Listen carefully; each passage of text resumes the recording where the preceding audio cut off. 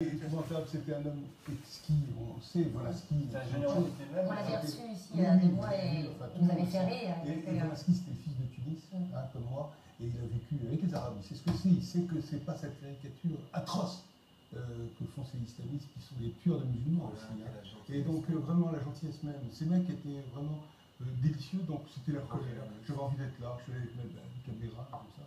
Et comme ça, pour voir ça, pour garder une image d'eux.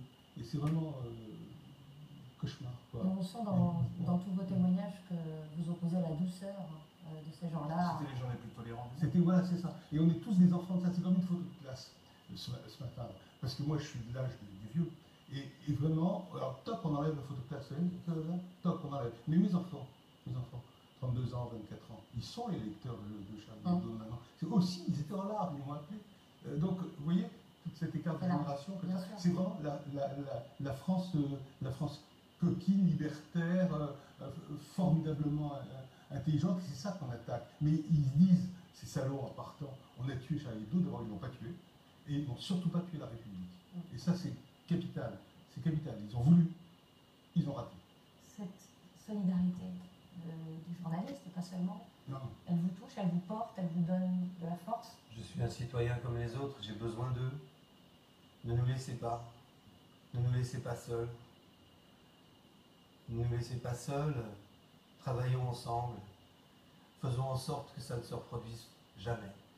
On voit la police qui va faire son travail. Elle va errer, elle va chercher, ils vont faire tout ce qu'ils vont pouvoir, je suis certain. Mais sans les gens, sans les citoyens, sans les gens qui sont vraiment avec nous, on n'arrivera à rien. Il faut que les gens se sentent laissés eux-mêmes, il faut qu'ils sachent qu'ils ont perdu des amis, ils ont perdu des gens qui représentaient quelque chose de tellement précieux, de tellement important. Et puis surtout, de pas méchants, c'est pas des gens méchants, non, c'était des gens très gentils, tous. Regardez ce dessin d'un caricaturiste hollandais, Ruben Oppenheimer. Regardez ce dessin, il dit si fort ce que représente cette tuerie, et à travers 12 victimes qui ne font qu'un, mais bien sûr beaucoup à travers 4 dessinateurs et un économiste, fait sans précédent. On a voulu tuer un journal, un symbole de la vie démocratique et de la liberté. On a voulu massacrer la caricature et la liberté de dessiner en s'engageant.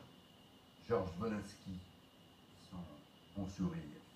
Georges, 80 printemps, déjà là du temps d'Harakiri, devenu star dans la liberté née de 68, puis parrain de la BD mondiale avec Charlie Mansuel. Volinsky qui a dessiné depuis 30 ans à Paris Match, son dernier dessin, vous l'avez là. Si longtemps à l'UMA aussi, et puis dimanche dernier encore au JDD. Georges avait dit un jour, l'humour est le plus court chemin d'un homme à l'autre. Il s'appelait Stéphane Charbonnier, c'était Charles, 47 ans, le patron du journal depuis plusieurs années. Charles et son courage quotidien, son talent créatif et engagé incessant. Depuis l'affaire des caricatures de Mahomet, il disait « Je préfère mourir debout que vivre à genoux ». Et Charles, qui publiait ce matin, on vient de l'évoquer, ce dessin qui pèse si lourd ce soir. Il s'appelait Jean Cabu tout court pour nous tous en France, 75 ans, disait Mathieu. Tout jeune au club Dorothée, où il nous apprenait, quand j'étais encore gamin, à dessiner bien et avec humour. La précision, la grâce, le génie, tu disais, Philippe. Son dessin quasi parfait, un dessin qui restera à jamais, comme celui que souvent il glorifiait parmi ses grands aînés, toute sa série sur Daumier récemment, ou sur d'autres. Son dernier dessin ce matin, c'était dans le Canard enchaîné, on vient de le voir. Et puis il s'appelait Bernard Verlac, il signait Tinius, il avait 57 ans, sa griffe tellement reconnaissable, toujours dressée contre les conservatismes de tout poil. Et puis Bernard Marie, oncle Bernard, qui signait les éditos depuis votre départ, Philippe. Bernard Marie, la bienfaisance engagée, l'expertise économique au service de la vie sociale, brillant prof d'économie pendant si longtemps à Toulouse, et que ses positions antilibérales n'avaient pas empêché d'entrer au Conseil de la Banque de France. Il y a peu, cet homme a toujours continué de dialoguer. Leurs amis, leurs confrères ont dessiner, bien sûr, en pensant à eux. Plantu a dessiné. Zepp aussi. Johannes Farr, un peu sur le même thème, mais avec son chat.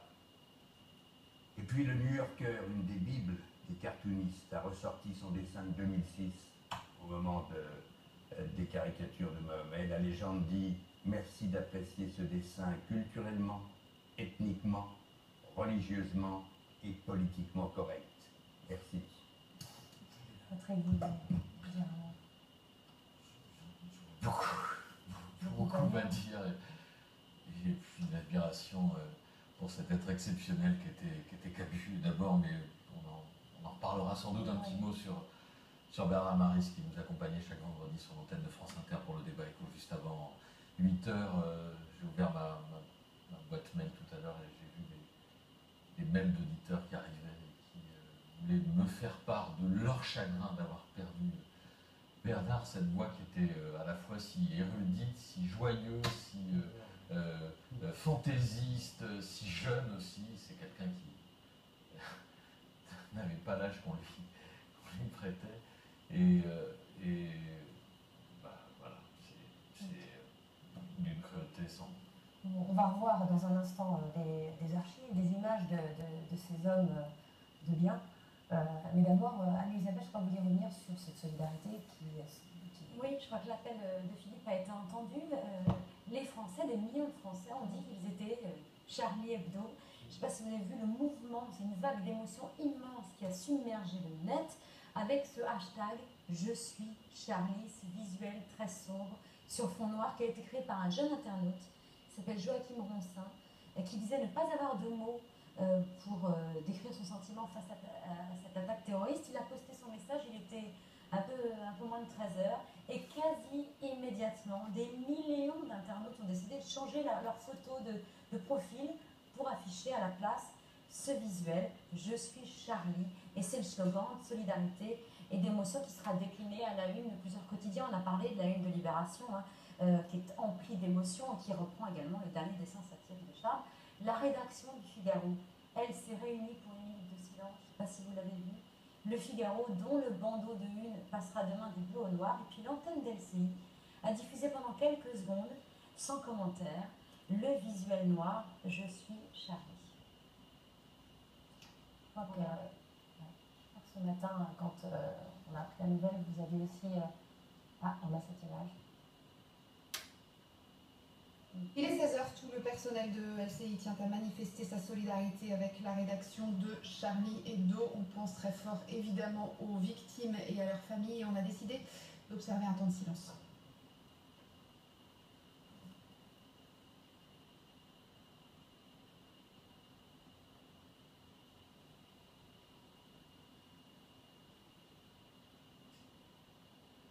Et puis, vous avez immédiatement pensé à ces mots de Cabu que vous aviez entendus il y a peu de temps. Il y a 3 semaines. Il y a 3 semaines à la radio. Lors d'une de ses dernières interventions médiatiques, il évoquait sur France Bleu les menaces régulières des islamistes radicaux à l'égard de Charlie Hebdo, et notamment l'incendie qui avait ravagé les logos du journal en 2011. C'était le jour de la parution de ce numéro spécial Charlie Hebdo qui publie en une caricature de Mahomet. Il arrivait à en rire, Cabu. Écoutez-le. La rédaction a été brûlée par 2 cocktails de Molotov. Vous vous rendez compte, à cause de quelques dessins, c'est vraiment ridicule et affligeant. C'est vrai qu'on a toujours été à la pointe d'un combat contre les fanatiques, de toutes les religions d'ailleurs, parce qu'on a bien cogné aussi sur la religion catholique. Les radicaux musulmans ne connaissent même pas la caricature. On peut vraiment pas s'entendre avec eux parce qu'ils ne comprennent même pas qu'on dessine Mahomet, vous vous rendez compte? Vous voyez approuver, Serge. Ouais. Oui, mais il a raison, mais il y a plein de trucs qui viennent des pays musulmans en ce moment. Indignés, des chaînes de télévision, des trucs comme ça. Bon, je ne suis pas sûr que tous les musulmans, évidemment, enfin, la preuve. Mais en tout cas, je sais, parce qu'on me l'a dit, parce que je viens de quitter un imam là, à l'instant, que évidemment de plein de chaînes de télévision ont marqué leur horreur et leur stupéfaction et leur indignation devant ce qui s'est passé. Comme je dois partir, je vous dis simplement, il y a samedi une grande manif. Il faut qu'on y soit tous. Hein. On y soit tous, on est tous Charlie. On est tous Charlie, on est vivants, et ils ne vont pas nous terroriser. Parce qu'Obama a dit terreur sur Paris, c'est pas vrai. Il n'y a pas de terreur sur Paris. Il y a de l'indignation, il y a de la colère. Et ils nous ont déclaré la guerre. Et bien on va voir. Vraiment. 15 heures. Oui, samedi 15h. À Paris. Voilà, il faut y aller tous. On a évoqué la figure de Charme tout à l'heure, celui qui a pris votre suite, Philippe Val, avec un courage et un sang-froid assez admirable pendant toutes ces années troublées qu'ont connu Charlie Hebdo. On a évoqué tout à l'heure cet incendie en novembre 2011, incendie criminel dans les locaux de Charlie, juste à la veille de l'apparition de Charlie Hebdo. Il était sur notre plateau le lendemain, Charme, et il disait qu'il n'avait pas peur. On regarde. Je me fais l'avocat du diable, c'est pas remettre de l'huile sur le feu que de refaire une course comme vous l'avez Si fait. utiliser sa liberté d'expression, c'est mettre de l'huile sur le feu, on consomme énormément d'huile et on en consommera encore beaucoup. Parce qu'on n'a pas l'intention de s'arrêter, on continuera à exercer notre droit à la liberté d'expression. Certains craignent pour moi je crains absolument rien, enfin j'ai l'impression de rien craindre. Et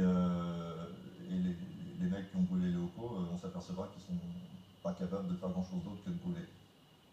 Merci beaucoup, Serge Moitié. Je sais que vous devez partir. Merci d'être venu témoigner. Il n'avait peur de rien, il pensait qu'il n'arrivait pas à croire que le danger était si grand. Or, le danger était là. C'est ça qu'il faut quand même savoir aujourd'hui.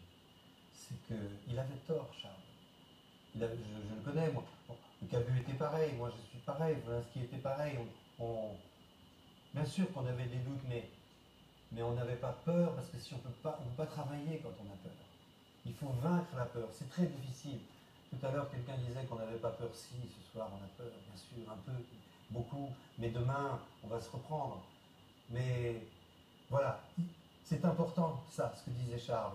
Non, mais oui, il se trompait. Vous parlez de cette légèreté, écoutez-le justement, ça allait assez loin. Protection policière, s'il le faut, il le faudra. Moi, j'ai absolument pas envie de vivre comme un paranoïaque, mais je sais que j'ai plus de chances de me faire renverser par une voiture à Vélib dans Paris que de me faire assassiner par un musulman intégriste, parce qu'en France, il y en a très peu. Cette légèreté, elle est indispensable pour continuer à avancer. Bien sûr, mais je ne sais pas combien il y en a, personne n'a les chiffres, mais il y en a suffisamment pour commettre des meurtres. Et ça, c'est quand même une nouveauté dans nos démocraties. Je voudrais qu'on entende ça quand même, et qu'on ne laisse pas les partis extrémistes et racistes se saisir de ça. Il faut que les gens raisonnables travaillent sur cette question et parlent. Vous avez peur aussi, Geoffrin, de votre rédaction? On fait attention, on est protégé, on a des policiers en bas, et c'est assez bizarre, parce qu'on rentre dans son journal, on est obligé de présenter ses papiers. C'est un paradoxe. Mais c'est comme ça. Ça en dit long. On pensait, vous savez, les journalistes, c'est un métier un peu dangereux, ça arrive, quand ils partent dans des pays en guerre, il y a des dizaines qui sont tués chaque année. Alors maintenant, c'est dangereux d'aller dans le salle de rédaction. C'est une nouveauté. Ça veut dire que même ça nous donne une certaine importance. Et vous, Mathieu, vous êtes dans quel état d'esprit? J'ai des copains qui ont pris des balles dans la tête. Quoi. Est-ce que j'ai peur? Ouais. Non, c'est même pas que j'ai peur ou pas peur en fait. Je sais que on est tous allés à l'hôpital après. Je suis allé et je suis rentré chez moi et comme tous les mercredis soirs, je vais écrire ma lettre à Charme qui publie. Donc voilà, je ne sais pas ce que je vais lui raconter parce que c'est assez particulier. Là, il doit savoir si Dieu existe ou pas, parce qu'on en parlait souvent de ça. Et je lui dis, le premier qui arrive là-bas, dit à l'autre si Dieu existe. Parce que s'il n'existe pas, autant qu'on s'éclate, on arrête de culpabiliser. Et voilà, non, j'ai pas peur, au contraire. Et le fond de cette lettre, ce sera celui de l'humour ou pas? Ah oui, obligé. Mais de toute façon... Ah oui, on va pas... Non, bien sûr. On va... Je le connais assez bien pour savoir ce qui peut le faire marrer. Maintenant. Mais ça va être mon moyen, moi, de me retrouver un peu avec lui, quoi. On l'a évoqué tout à l'heure rapidement, l'affaire des caricatures de Mahomet, c'était en 2006, il y a 8 ans, 9 ans maintenant. On va écouter ce que vous disiez à l'époque, Philippe, au moment de cette affaire-là. La Liberté, que le journal Charlie Hebdo a publié il y a 2 ans, cette caricature de Mahomet, un verre d'alcool et un cigare à la main. Un dessin qui lui a valu des centaines de lettres de menaces. Le droit à la caricature, c'est le droit à la représentation, ça fonde presque, ça fait partie des fondements même